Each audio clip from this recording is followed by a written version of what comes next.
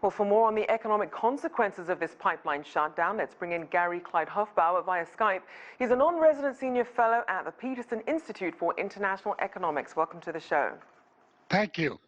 So as we know, the Colonial Pipeline is now up and running as of 5 p.m. Wednesday, but it will reportedly take some days to get back to normal. Talk about the trickle-down impact this could have on the U.S. economy. Well, there's the immediate trickle-down impact on activity on the East Coast, because it will take at least a week to bring the gas supplies in service stations up to normal. That's very short term. But here's the bigger impact. This ransomware is a big thing, and it will be a continuing thing, and it's dovetailed with Bitcoin. So you can ask for ransom, you can hack a firm, get ransom. We don't know whether Colonial has paid or not. They didn't deny it, they didn't confirm it. Probably they won't say anything. But, you know, Colonial is just one target. There are dozens, hundreds of targets in the U.S. for this kind of activity, and it will not go away. So that's a big cloud overhanging, I would say, the whole economy going forward. And as we know, Colonial had to halt 2.5 million barrels per day of shipments of gasoline, diesel, and jet fuel due to the ransomware attack. Which related industries are also affected as a result of this crunch and the panic buying? Well, of course, commuting is very difficult if you don't have your gas, so maybe you just stay at home and work on your computer. But look at, I mean, if you can attack Colonial, you can attack electrical grids, you can attack gas pipelines. Here I mean natural gas, which is a major fuel in the United States, and you don't need to stop there. You can take any major manufacturer if you're a hacker and try to go after its system. So it's very pervasive. And of course it can hit hospitals and has already hit hospitals, this ransomware business. So this is a big thing in the U.S. economy. I mean, this is the kind of theft. This is the 21st century theft, which is not small, it's big.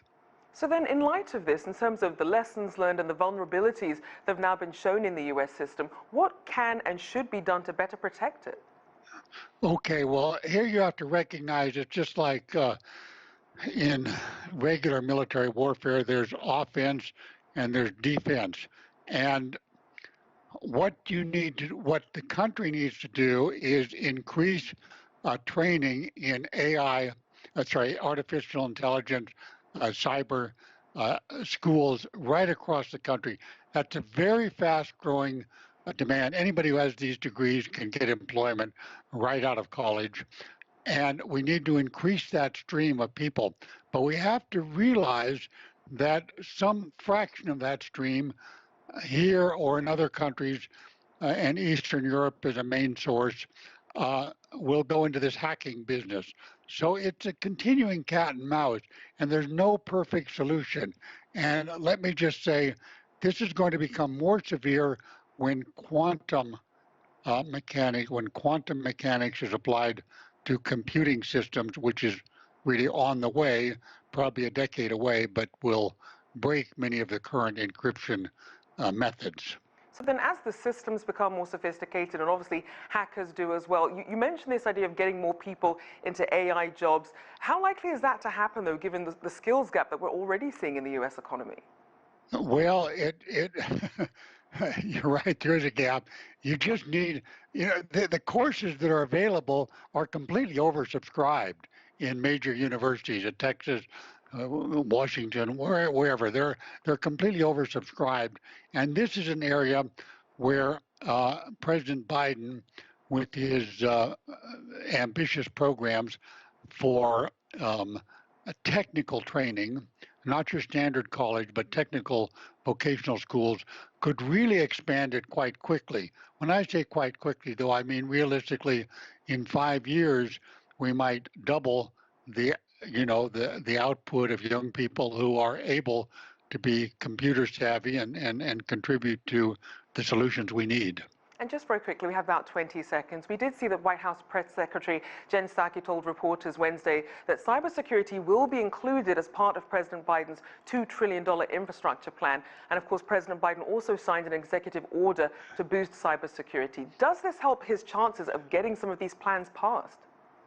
Yes, I think that's a very positive step. I don't think any Republican will oppose that. That will be a plus. Some of the other parts of the infrastructure they do oppose, but cybersecurity, broadband, as well as roads, bridges, ports, that will all be very popular. And this recent ransomware attack on Colonial does add to the political support for that. So yes, that will go through whatever happens to the rest of the package. It's just an absolute necessity. And let me add, it's not only the U.S. which has this problem. Any modern economy has the ransomware problem, and it will get worse before it gets better. Certainly a wake-up call for everyone. Thank you so much. Gary Clyde Hufbauer there, non-resident senior fellow at the Peterson Institute for International Economics. Thank you.